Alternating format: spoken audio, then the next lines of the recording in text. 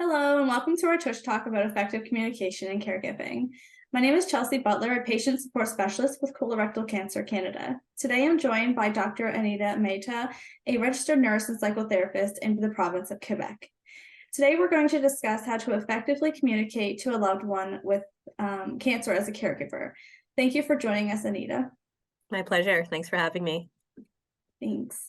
We'll get right into questions. So the first question I have is, when I bring up communication to caregivers, they often ask how they would know whether their style of communication is effective. They ask whether it's the tone of their voice, their body language, or kind of what they say makes up the effective communication. So what is effective communication, and how would a caregiver know that their communication style is effective? I guess I'll start by answering the first part of the question related to the tone and sort of the nonverbal. So it's a little interesting known fact that about 93% of communication is actually nonverbal. So only 7% of the words that we choose to say, or the verbal piece, is part of effective communication. And so 55% is body language. So how we lean into someone, if we make eye contact or not, and 38% is the tone. So to answer your question, when caregivers ask, is it my body language? Is it my tone? Absolutely. It's really important to pay attention to those aspects. And how do they know if they've communicated effectively? If the message that they were intending to send is received. And I think that's the key piece. And in order to assess whether that's the case, it's often important just to ask, what did you understand from what I've said? Or tell me what you heard. Or even to say, if you think there's a miscommunication, I'm a bit worried that you didn't quite get what I wanted to say. Do you want me to repeat it? And so the best way to validate if your message got through is to actually ask and to see if it did. Yeah, that makes a lot of sense. Thank you. I've also heard from many caregivers that they're not sure what they should or should not say. Do you have any advice to offer on that, or some phrases one should or shouldn't say to anyone? Sure. So things that are helpful is often open-ended sort of statements that kind of invite the patient to say more. So things like, help me understand. Instead of assuming you must feel sad, you must feel upset, you must feel angry. So instead of, launching an assumption in a patient's direction, taking a step back and starting with very general open-ended statements, help me understand is another good one, or even going with an observation. I couldn't help but notice that you were crying when. And so if you go with the observation, it's kind of grounded in fact. It's something you've seen, and that can also be a good way to start a conversation. If you want to indicate presence and you notice that the patient really wants to engage, but you're not sure, you can say something like, can we take a moment? Or shall we take a moment? To kind of invite yourself into the patient's space, but allow the patient to sort of have the choice of saying yes or no. And the other key piece is to remember sometimes words don't have to be the only way you communicate. The touch really can communicate a lot as well. You also asked about things that are less helpful, things that assume that you can relate to or understand the patient's experience completely can often be a little bit tricky. So saying things like, I understand, or I know exactly what you're going through, can be a little bit frustrating for patients when they're going through what they feel, and rightfully so, is a very unique experience for them. To have a caregiver, family member kind of say, I know exactly what it's like is highly unlikely. Things that can be dismissive. Don't worry, everything will be okay. Or just hang in there and everything will be fine. Again, tends to minimize some of the worry or stress that the patient's actually feeling, and they may want to actually talk about how worried they are. And if a family member kind of dismisses it or minimizes it, it kind of takes away their opportunity to do that. Now, if we look specifically at family caregivers, sometimes there's a tendency to want to take over a little bit with the best of intentions to actually caregive. And so saying things like, let me take care of it. Don't worry, I've got this. that can be less helpful versus kind of saying, how can I be helpful? Asking how to be helpful instead of assuming that the patient wants you to take on all responsibility. Because we do actually stress as much as we can to help patients maintain their autonomy as much as possible, because often they are quite able. Something else that's less helpful also is for a family member who may be experiencing some frustration to say something like, ever since your diagnosis, you've been, or you say, or you behave a certain way. That can also be a bit frustrating. So I think that's a really long answer because I guess there are a lot of things that you should or shouldn't say when it comes to living with someone who's living through or with a diagnosis. Yeah, that makes sense. Approaching things from curiosity versus assumption kind of theme. I often bring up empathy and validation when I speak with caregivers about communication. What are some things that caregivers can do or say to show empathy and validation to their loved ones? So here I really love this acronym EAR, empathy, attention, and respect. And these are three key elements to effective communication. And you hit it. You said empathy. So the E is the empathy. It's really trying to understand what the patient might be thinking or feeling.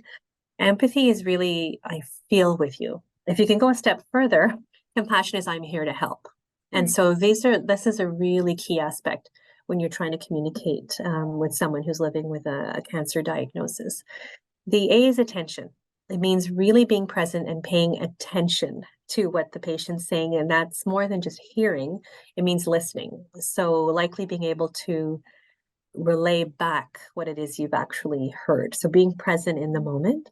And then, of course, the R is respect. Really being able to give the patient the space to say what they're thinking and what they're feeling, and giving them the security or the safety to know that the message can be heard. I really love that acronym, actually. It's beautiful. If the caregiver doesn't know what to say or have the feeling that they might say something perceived as hurtful, what other way can they show their support? Okay. So for this one, I'd like to just take a step back and to look at why sometimes we don't know what to say. Caregivers and people in general, often when it comes to talking about a really tough topic about, cancer or any chronic illness, actually, people are afraid of making a mistake. And so there's a hesitancy there. There's a quick rush into saying something that isn't often the best thing to say. But there's a real worry. Some people have negative past experiences and have learned that sometimes when they say something, it gets shut down or it's not met in a positive way. So that also kind of makes them a little bit fearful. Personal discomfort. Anytime you talk about illness, it's not something that people jump into very easily, and it can be very difficult. And of course, they don't want to hurt their loved one. So the constant preoccupation of what to say, what not to say can sometimes be very stressful. If they don't know what to say, to answer your question, it's okay just to say that. I don't know what to say. Or you've just shared something so important with me. Thank you for sharing that. But I really would like to take some time to think about it because I don't know what to say right now. You can also maybe validate what you've heard before you say that. So I've just heard you say that you're really scared, or I've just heard you say that you're feeling overwhelmed. I appreciate you sharing it with me. And to be honest, I don't know what to say that would make it better, but I am here and I am listening. I love that way of approaching it. That's great. Also, often caregivers are worried that the chores, medical assistance, emotional support and other roles are not really enough to show their loved one with cancer that they care for them or that they are being supportive. Are there other ways that a caregiver can show the patient that they're there to care for them and support them? I think we often underestimate the intervention of just being present. Um, just being in the same space as the patient, not necessarily running around doing things, putting check marks in boxes. Because I think there is a misconception that if you're not doing something, you're not caring. And in fact, sometimes the patient just wants everything to just slow down. And to be able to sit in that space with the person that they love or their family member can actually be really important. it's important that caregivers just ask the question, what can I do to help, or what would be helpful? I actually had a family member once tell me that they really disliked the term caregiving Mm. because it took away from their role as wife. And so she couldn't be the wife anymore. By default, she was doing things, she was caregiving. And that just ended up being a new role or a new definition. And she just did not appreciate that. In the same way, the patient kind of said, I don't need to be taken care of all the time. You're not my caregiver. Can you just be my wife? And so I think that's an important aspect as well. When your question of how do you show support, ask and recognize that support doesn't have to be um, caregiving all the time. Sometimes support can be, you're just my wife. And in fact, I prefer that than you constantly worrying about having to take care of me. Mm-hmm. Right. And sometimes that silence and presence alone is better than words sometimes, for sure. It can be, yeah. Yeah. I had a spouse caregiver actually talk to me about how their loved one with cancer is very silent and don't like to talk about their diagnosis, whereas prior to cancer, they spoke about their problems with each other often. Is there a reason to be concerned for their loved one, or what reasons might there be for the silence? What should the caregiver say or do, if anything? Well, the silence, I think, again, goes back to the creating space.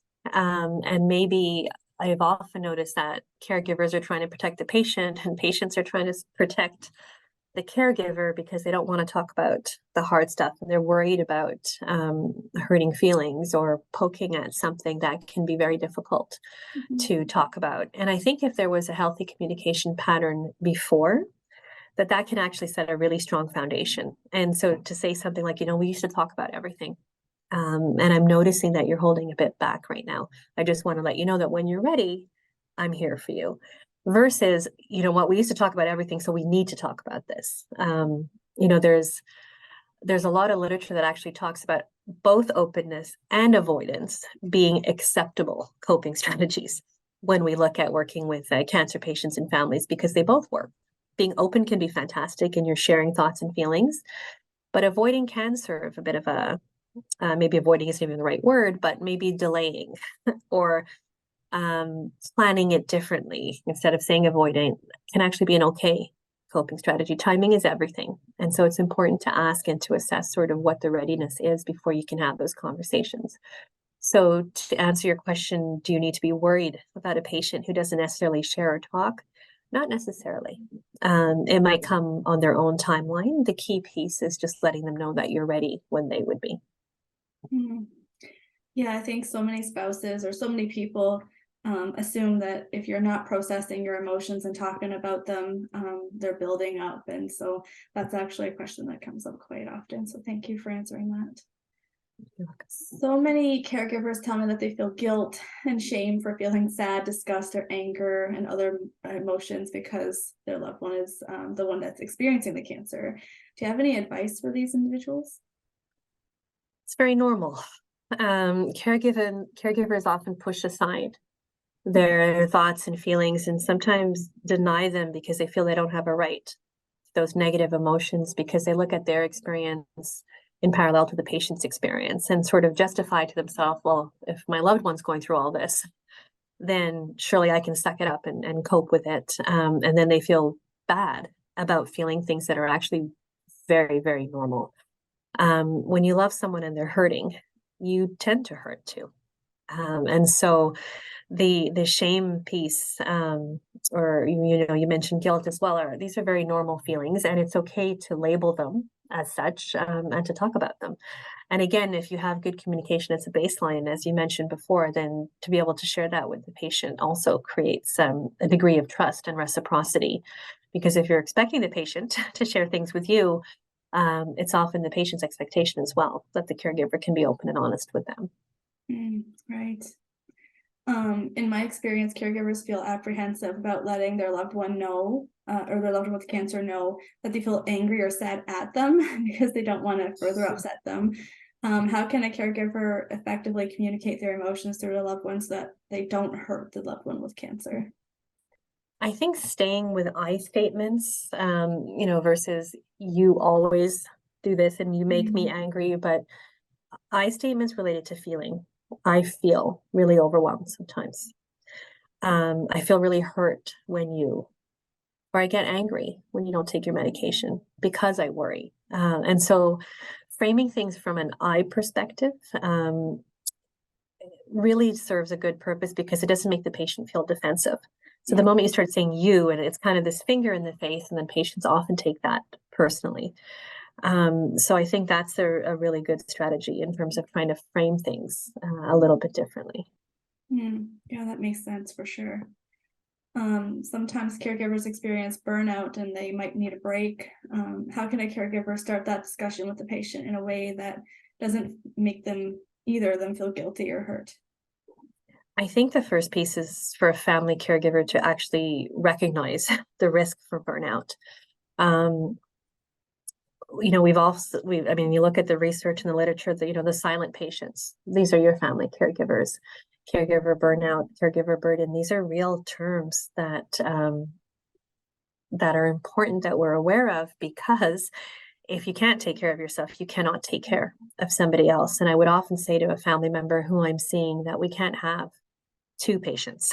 We can't have you crash and burn, because if something happens to you, then there's no one to look after the patient. And that often can be very humbling. And so that's the first piece, is being able to recognize it. And then to frame it in that way, when they're talking to the patient, I really want to be able to take care of you, but I'm a little bit worried that if I don't take care of myself first, I won't be able to give you the best of me. And that often resonates for patients because they do worry about their caregivers. And so if a caregiver can be honest and transparent in that way, the patients are often more receptive. Right. What sort of activities might a caregiver or caregivers and their loved one with cancer engage in to improve their communication? Practice communication. So, you know, some of the strategies we talked about earlier, and they can use a bit of humor as well, you know, the EAR, you know, seeing, okay, was that empathetic? Did I say that right? Using a lot of humor, I think, really works. To recognize that silence creates a little bit of space as well when you ask about activities. Sometimes just sitting quietly with each other, side by side, or just kind of spending time doing things that don't necessarily involve verbal communication. So communicating caring or presence in different ways can be very helpful as well. That's great. That's all the questions that I have. I want to thank you for being here with us today.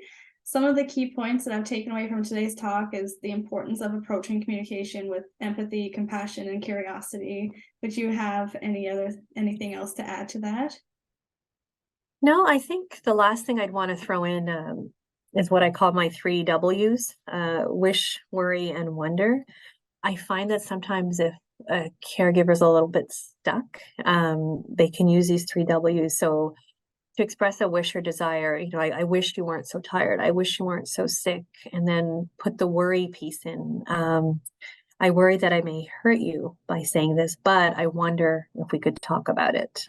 So wish, worry, wonder sort of gives a framework to caregivers to be able to sort of insert thoughts and feelings in a way that can be supportive and easier to receive for patients. That's beautiful. If caregivers or patients wanted to reach out to you, are you taking clients right now, or is there any way that they could get in contact with you? They can certainly send me an email and I can do my best to respond. I'm not taking new clients right now, but I'm always open to be able to reach out and to answer questions that people have.